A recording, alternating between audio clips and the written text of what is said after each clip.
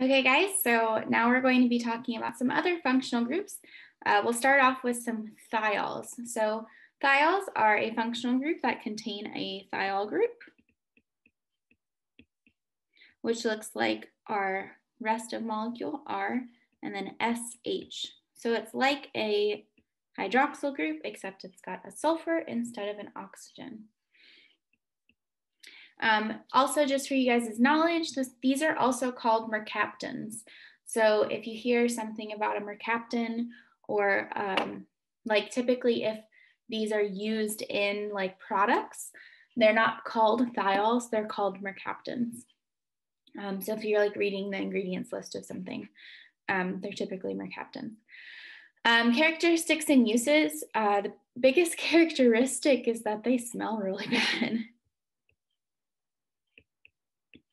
So thiols are the characteristic smell of garlic, like the bad odor of garlic, and onions, and then also of skunk, the molecule that causes the smell from a skunk and that you can't get off of you very easily is a mercaptan or a thiol. And then bad breath is also from sulfur in your mouth. It also is an odorant, so it odorizes natural gas. So natural gas is CH4. It's just a single carbon with the 4 hydrogens around it.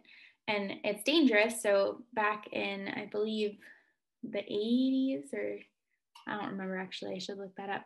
Back a while ago, hundreds of students at a school actually were killed because of a natural gas accident. So natural gas leaked and they didn't know, and it killed like 300 students with a massive explosion at, I believe it was an elementary school. So that's really scary. And so they started adding thiols because they smell bad to natural gas. It burns just as easy, but it doesn't make anything smell, it just burns up. But if something is leaking, then you can detect it and you won't start fires that way. Yeah. So how to name thiols? It's one of the easier ways or easier things to name that we're going to be talking about.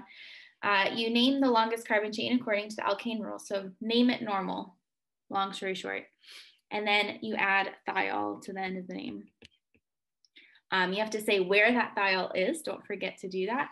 But it's pretty simple. So we're going to put a box around each of these thiols just so that we're, I like putting box around the functional group, especially if it's name this molecule and then add something on the end. I kind of like, if you name it without that one thing. So I like putting boxes. Maybe I just am weird. I don't know. Okay, but this first one, the name of this molecule, we have 1, 2 carbons. The name of this molecule, if we completely ignored the thiol group on it, is just ethane, right? Okay, so we're going to say that this molecule is ethane thiol because we're going to add thiol to the end of it. Normally we would need to put a number, but it doesn't matter which of the 2 carbons it's on. If we put the sulfur on carbon number 2, then we just renumber it and it's the exact same molecule. So in this case, we don't necessarily need a number, but let's look at this next one. So we have 1, 2, 3 carbons. So now we have propane if we completely ignore the thiol. Now we need to add the thiol in. So if we moved this thiol, we could have the thiol in the middle on the number 2 carbon, and that would change and be a different molecule, right? So we need to say that it's propane, and at the 2 position, we have a thiol.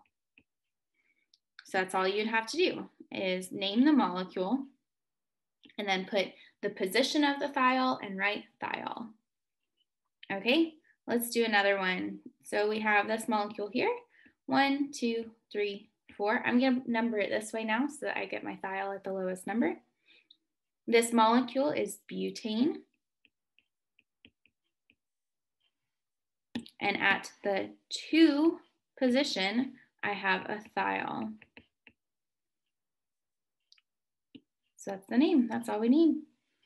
Okay, let's do this last one. We have another substituent on it. So we're going to put number 1 on the thiol.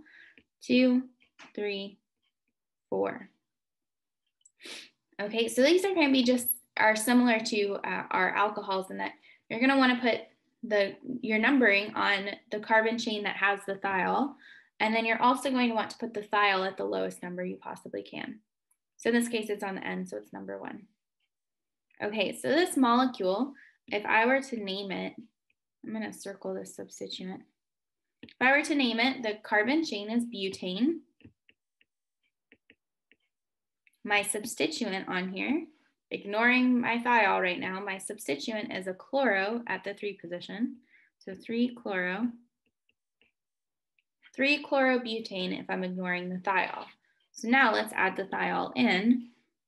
3-chlorobutane at the 1 position, I have a thiol. So the full name for this is 3-chlorobutane 1-thiol. Okay. Let's actually just go ahead and end this video just with the thiols, and I'll see you guys in the next functional group.